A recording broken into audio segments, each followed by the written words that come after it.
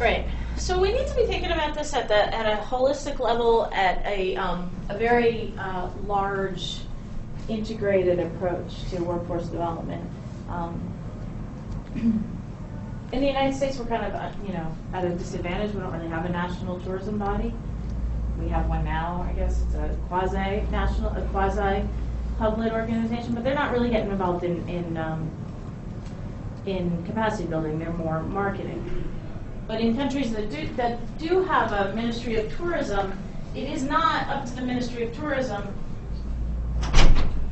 to educate the workforce, right? It's usually typically left to a Ministry of Labor or Ministry of Education, right? And so what needs to happen is tourism policy and education policy have to kind of come together and formulate some kind of integrated approach to tourism workforce development. And usually that involves a lot of different components, as you see here, sociocultural perspectives. Dr. Hawkins, I'm sure, talked about, as I just said, that the perception in Jordan for women working in the tourism industry is very bad. It's one of those shameful jobs that women shouldn't do. They shouldn't be in a hotel. You shouldn't be a chambermaid. You shouldn't be in a hotel room, making up beds that a man sleeps in. Right? It's just not. It's not appropriate. I was in Egypt a couple times this last year, and all of the house people in the hotel, all of the chamber or the cleaning people, everything, they're all men. Didn't see one woman, come and turn down my bed or anything else. It's all men. It's just a different cultural activity. It's just not appropriate in that culture for women to be in that environment. So there's socio-cultural perspective. There's environmental issues. As we talked about in CNCon, not only did you have to kind of teach people how to be tourism guides instead of being lobster fishermen, you had to talk to them about why that's important. If they keep extracting the lobster, killing the sea turtles, they're really not going to have anything left to see. It's not going to, their livelihood's going to go away, and they're going to have nothing left. So kind of, what are the environmental realities? And then political climate and economic environment. We saw in this, I don't know, are we like in the third depression here in the United States, whatever recession we're in, but I think the one before now, with the car companies or the automobile companies up in the Detroit area, there was a movement to kind of rejig or retrain and re-customize car plants to be able to produce things like windmills, right, and solar power and other things. So it's the same thing. It's, what is the situation? What do we need now? And how can we take what we have and turn it around into something that's more appropriate for the reality now? And then that becomes policy, which then gets trickled down into tourism education implementation. And how does that happen? Here in the United States, we don't have a lot of kind of nationally mandated tourism education policy. There's actually very little of that, except for maybe on the consumer protection side and maybe the safety and security side. In the culinary world, obviously there's food safety, safe food handling, et cetera, but we don't have a lot of kind of integrated tourism education policy. So last year, the United Nations World Tourism Organization conducted a survey, and they kind of looked at the levels of interest for different topics relating to tourism and education at a ministers' meeting that they held. So these are all the ministers of tourism from the different countries. It was held in Korea. And, kind of not surprisingly, or maybe surprisingly, the things that they kind of felt were most important were skills, knowledge, and employability, and economic and social development. Less so was kind of decent work, which, maybe their constituents shouldn't know. I don't know. I thought that was interesting. And working conditions were kind of less so. So what the people that are implementing policy are most worried about is, what are the skills, knowledge, what are the skills and knowledge that's needed to make people more employable in the tourism industry? And then how do those jobs turn into economic and social development? So the International Labor Organization. Did you guys read your in Blackboard that little, there's a little video on the ILO? No? It's really exciting reading, I mean, listening. You know. So the International Labour Organization partnered with the UN World Tourism Organization a few years ago to kind of come up with international recommendations for tourism statistics, which includes kind of employment, the basic concepts, what are the definitions of employment in the tourism sector, and then how do we measure those. Before that, we couldn't really say how many jobs there were in the tourism sector because we were throwing out kind of big numbers, and it was, arguable. Is the airline the tourism sector? Is the restaurant world the tourism sector? Are people working in construction? If they're building hotels 50% of the time, are those jobs in the tourism sector? And so the International Labour Organization got together with the UNWTO, and they kind of came up with standards and means to measure. There's a really good reading about that in your Blackboard. I'd suggest you take a look at it. So, as I said, in the U.S. we don't have a lot of good examples of integrated tourism policy, but there are examples out there. Typically, how these are manifested in kind of the real world is national attempts to provide training and education. So, for example, Canada has the Tourism Human Resource Council, which actually not only exists at the national level, but then every province has an HR council, which does things like regularly poll the private sector to kind of determine what it is their needs are. If you're a hotel manager and you can never find people that are trained in the proper skills that you need, then it doesn't matter that they have a degree or not. They're not going to, you've got to address those gaps in skills either by doing internal training or by hiring from outside of the normal pool. So if you take a look at some of these websites, Canada's HR program actually, as I said, drills down to the province level, and they do things like training, little individual capacity building training activities. They do training for employers, training for employees. British Columbia in Canada has, this is one of their, the outputs of the national HR level, is these HR associations. And I'll just kind of click on it real quick so you can see kind of what they're all about. So this is a Canadian province, and as you can see, the resource for people in tourism, and it goes through kind of what the tourism industry is, and for employers it gives you resources like retention, how do you manage staff, how do you deal with legal issues, family businesses, entrepreneurship, and then it talks to you about careers in tourism, where you can get jobs, how you can educate yourself, tips for getting a job and choosing the right path. Then there's tourism education, apprenticeship training, and then health and safety issues, etc. So that, is something that we don't necessarily have in the U.S., and most countries don't actually have. So this is one of those examples. Australia does a really good job with this as well. This is one of those examples of kind of HR and workforce development, capacity building policy at the national level that trickles down to the state or province level. A couple other examples there. Nova Scotia, same thing. And then the USAID Workforce Development Toolkit, which I'm going to talk about in a second, which is actually this document here. And I'll pass this around. Has anybody seen this? I know Dr. Hawkins, those of you that took the UN course saw this. But what that document is, it was actually something that we developed here at GW in collaboration with USAID and another USAID project related to kind of identifying what are workforce development issues at the destination level. I'm going to talk about it in a second. So, let's say that you're a policymaker and you have an entire population of individuals who need jobs but are nowhere near being able to be employed in anything. And right now, the world is facing that crisis with youth. You know, we have many, many countries where youth are in danger of kind of going the wrong path because they're not employable. Why? Because so many older people are out of jobs and they're going to get the jobs first. And so young people coming out of high school in many developing countries, as well as here in the US, Canada, don't face opportunities for finding jobs.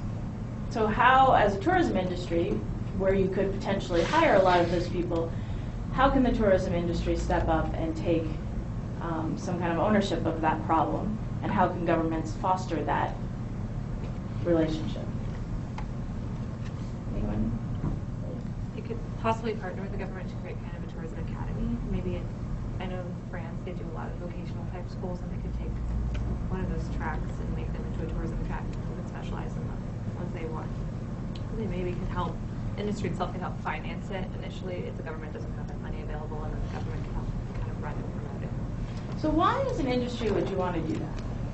If you're a hotel, if you're Marriott working in China, why would you want to do that? I mean, we throw the word sustainable around to mean a lot of different things, but you're basically just seeding your future employees. Okay. Good. You know, you're hopefully creating a positive environment for growing capable staff, right? With hopefully minimal, you know, less than what it would cost you to train them internally. You always want to train like the younger crowd because you're instilling the corporate culture in them, and of course they'll most likely to work for the company, provide education. So basically, yeah, and I would say even if you took a step back from company culture, just a culture of kind of service.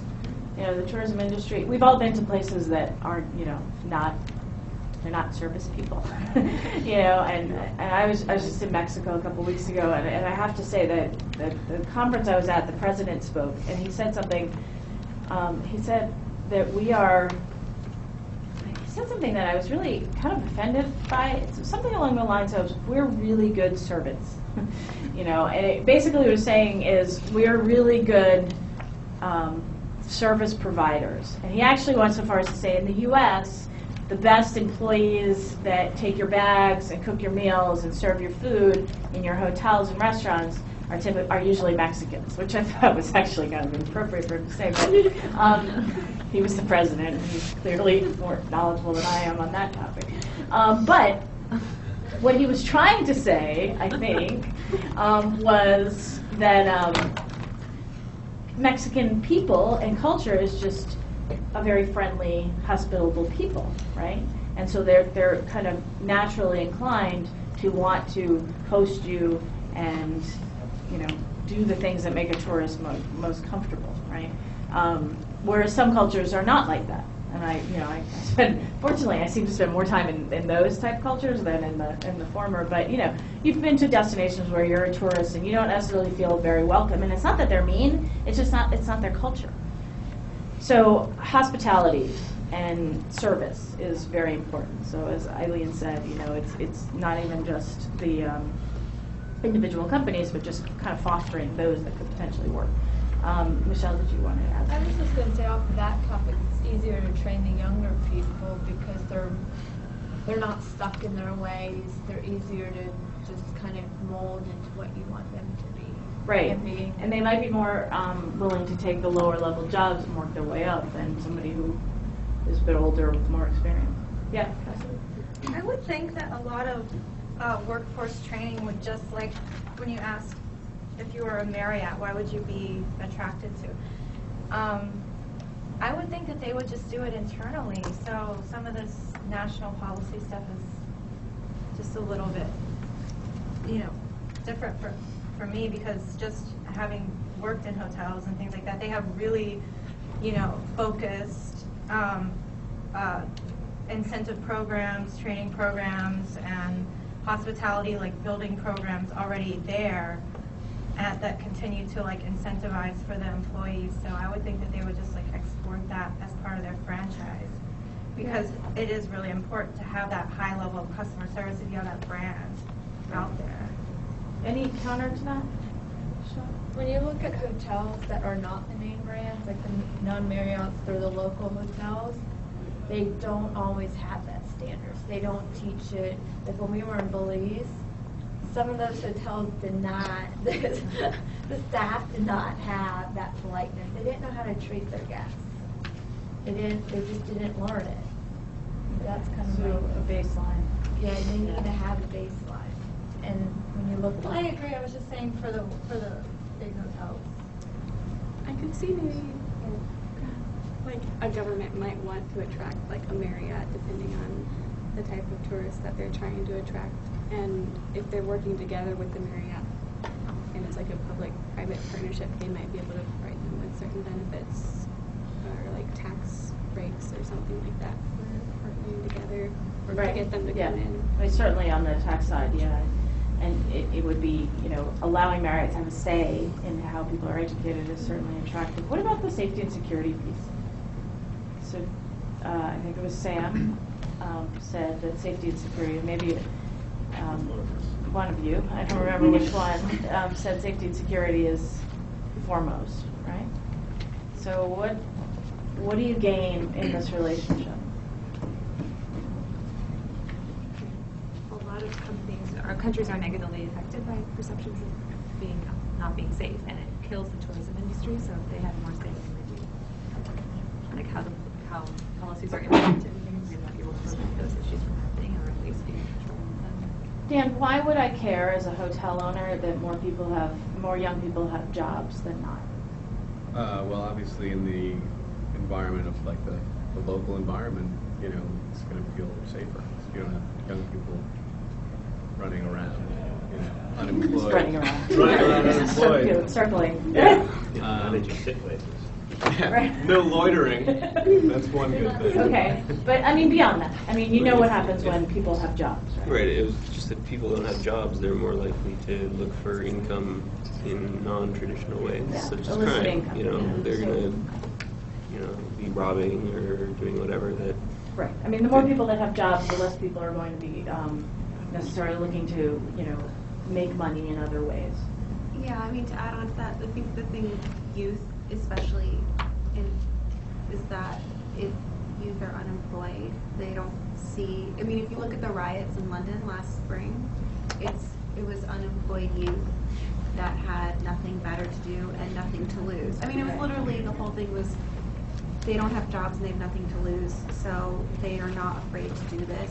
And it's the same with like petty theft or muggings in a tourist destination. If the youth don't see the value of the tourism for them except as a means to get a camera quickly off someone, versus if they have a job in that industry, then they see the value of it for them personally, and it affects the safety and security. Okay. And otherwise, kind of obvious flip side of that is that there are many opportunities. People, like youth and young people, are going to be going into bad avenues. If they have a prospect of having a job, they might not, it might not be appealing to go out and help some extremist organization kidnap somebody. That's certainly the hope for the. So I mean, by providing jobs, then they're kind of reducing that possibility. Clearly, economic prosperity helps kind of reduce fundamentalism. Just to add one last bit. Just the last week there was a bunch of kidnappings, and one person was killed in Mali, in the areas that are very very strong with the tourism industry, and it's while what is going to happen long term means less people are going to be able to work. So they're going to be looking for other things to do, and it can be a bad downward cycle of reinforcing people looking for more things to do, and it just can get worse in the long term if jobs aren't provided. Right.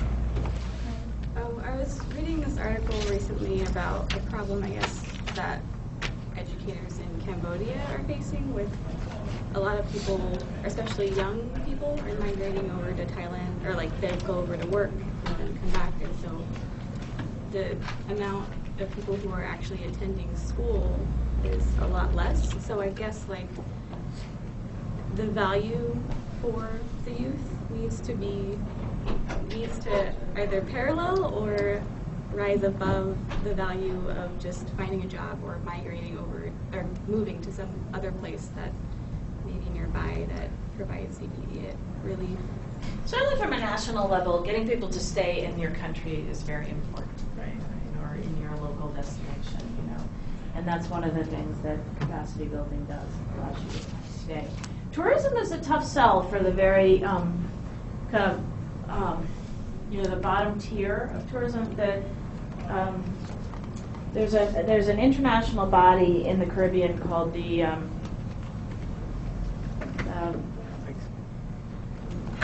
Caribbean Human Resource Council, and they did a study a couple years ago, and they asked people working in tourism, if you had to do it again, would you work in tourism? 74% said no. You know, which is shocking for the Caribbean for a lot of reasons, one of which is tourism is one of the biggest industries. But what it's saying is the conditions aren't there to allow people to be kind of happy in their work in a lot of cases. But the other, you know, as a researcher, I would look at that data and say, it's not just that. It's also that if you're really good in a service like tourism, you can move on to banking or other areas that probably pay more than tourism, but require the same skills, you know, the service skills. So we're kind of losing the people that do it fast, right? I want to get back to Cassie's point for just a second. So I was in a meeting with the head of the DC Housing Authority a few months ago. And she actually called the meeting, she called me in to ask, she said, so I hear about this tourism thing. Can you talk to me about it? And so it was basically, you know, the housing authority deals with low-income people, and not only finding them subsidized housing and getting them, make sure that, you know, helping them to have housing and a roof over their shoulders, but also to get a job, right, to hopefully move up. And tourism, hospitality in the district is very important, and she wanted to talk about how we could build that capacity, you know, and how the district government could work with local schools, high schools, vocational schools, to kind of build that capacity at the district level.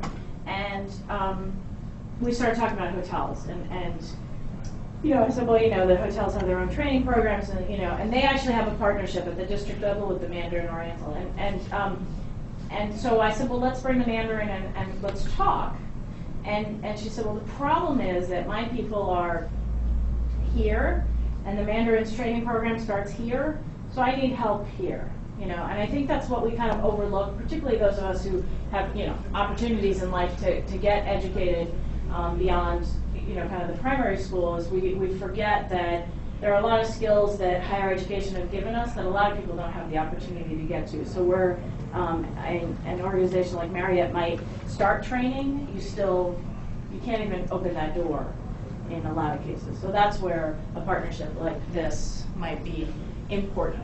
So let me talk to you a little bit about, so that was good brainstorming about kind of why we developed, or what the challenges are, and I'll talk to you a little bit about the guide that we developed, which is actually part of a USAID project, and it's passed around, but the purpose of the guide was to kind of strengthen the capacity of managers, government, NGO, nonprofit organizations, non-governmental organizations, and the private sector to kind of design and evaluate workforce development issues at the local level, at the national level. And we were specifically targeting youth, areas where there's large youth populations and they need viable employment opportunities while in school and out of school. It's kind of a pipe dream for most to just go to school. Many people around the world have to work as well while they're going to school. So where this is a national priority, in this case we were working in Jordan and the Dominican Republic, this is what the area was to focus on. So a little bit about the case in the Dominican Republic, and I'll just speed through this. You have the notes. We were looking at kind of reinforcing social capital development in the areas, the clusters that we were working in. We were working in 9 areas. And then engaging not only the local stakeholders, but at the national level. So we were working at a implementation level in 9 places in the Dominican Republic. But what we were really doing from a workforce development angle was we were getting the highest level of the tourism and the education and the labor stakeholders to have a discussion. And so while it was important that in, you know, Puerto Plata, the hotels and the vocational schools were talking, it was also important that the Minister of Tourism and the Minister of Labor were sitting down at the table together and discussing, how they can work together to support and supplement tourism. And how they can work with the private sector. And so at the table were folks like the National Hotel Association, et cetera. So we did a study. This is kind of a little bit sad, the results of the study, but it was a good study, very important information. We looked at 3 groups. The people that employ people in the tourism industry, so your general managers, your attractions managers, your restaurant managers. We looked at those that teach people in the tourism industry, so your high school, your vocational school, and your university teachers. And then we looked at those seeking to work in the tourism industry. The hope is that you would take those 3 pieces of data, those 3 groups, and put it together, and you'd come up with some kind of incredible nexus of kind of what's going on and what's needed. But what we really found is what the people that were hiring people were saying is that people coming out of the schools don't necessarily have the skills that they need to work in the tourism industry. And then you had the people that were interested in working in the tourism industry were completely delusional as far as what jobs they could necessarily were ready to kind of work in. And so kind of where we found the gaps were lack of experience, working hours, kind of people that were skilled were going to places to get better wages and work in different sectors. And then, just kind of some statistics. We found that 40% of the companies were not training staff, but, many wanted to become involved. And did an assessment of the vocational programs, vocational training, and just looked at kind of what is it that the tourism vocational schools are doing? Those that are teaching cooks and hotel staff, front desk, back of the house, etc. And clearly language was one of the biggest issues. And so just the actions that were taken, and I don't want to spend too much time on it, but basically that's where the National Task Force on Education and Tourism Workforce was created. We kind of cataloged, if you work in the tourism industry and you're not in Canada that has like a national database, how do you find out where you can get trained and educated? So kind of came up with a database of tourism education and training providers. And then a series of other activities, as well as a job clearinghouse. What I found was really interesting in the Dominican Republic is people wanting to get internships and people wanting to hire into internships. It was almost impossible that they were going to find each other. What was happening was a general manager of a hotel was making friends with a college professor, and that was kind of his way of getting interns. And so it was easier for him to get an intern from another Spanish-speaking country in the Caribbean than it would be from the Dominican Republic. And, a really sad thing that happened while we were there with the GW Consulting Practicum was we always partner with a local university, except for in Belize.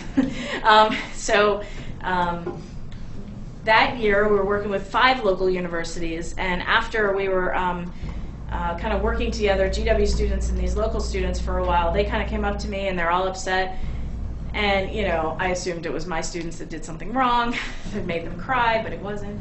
But it was, they just realized that the opportunities afforded to an American student from a school like GW were vastly greater than anything they were going to access. But more importantly, we were staying in a local hotel, and they could see that, although the front desk staff was from the Dominican Republic, from mid-manager up was not. And so, they stand no chance of kind of moving up the career ladder in the Dominican Republic in the hospitality industry. So we actually brought the general manager in and we had a discussion about why don't you hire people from your own country for mid to upper level management? And it came down to a series of issues, but basically they're just not prepared. English isn't there. They're not prepared to. They don't have the skills. They don't have the business skills, et cetera, that they can access more easily from people from other countries. And so we basically learned some lessons through this. And you can read about it. There's a free version of the toolkit, which it's got a couple case studies in the back that are very interesting. But the bottom line is that the issue of workforce development has to be kind of addressed at a national level as well as a destination level. It needs public and private sector intervention, as well as schools and nonprofit organizations. It's quite often the nonprofit organizations, particularly in the case of the DR, we were working with orphanages, because one of the critical issues is, at 18 you get kind of kicked out of the orphanage, and then what?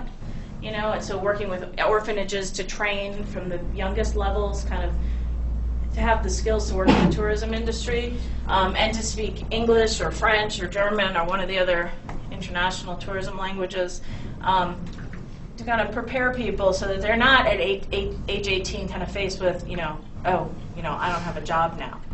So that was kind of the outcome of a guide like this, and now we're seeing that the survey instruments which were in the book are now being employed. We use them in Jordan, but it's also being employed in other places around the world as people try to kind of triangulate this kind of information and come up with an assessment of the gaps of workforce development issues. So it was really interesting from our perspective because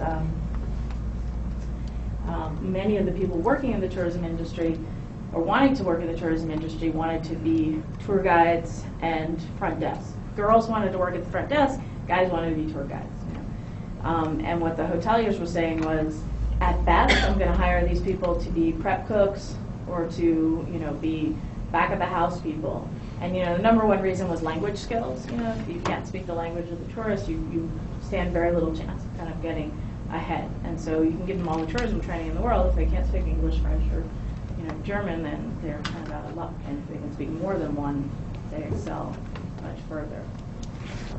I was just going to ask you a question about the tourism and workforce development and the hospitality culture in Jordan. Would that help at all? Did they have like that culture of hospitality in terms of fostering that capacity to be in tourism or not? Yeah, I think so. Certainly not, and I'm generalizing here, but in Jordan as well, we deal with a tourism development issue at the local level in a different country every year. And secondly, we work at kind of what is it like to be a consultant? What is it like to develop a statement of work, price out your budget, how much do you cost, market yourself, finish a project, start a project, finish a project, negotiate with a client, etc. So it's 2 3-credit classes, 6-credit class, and it happens every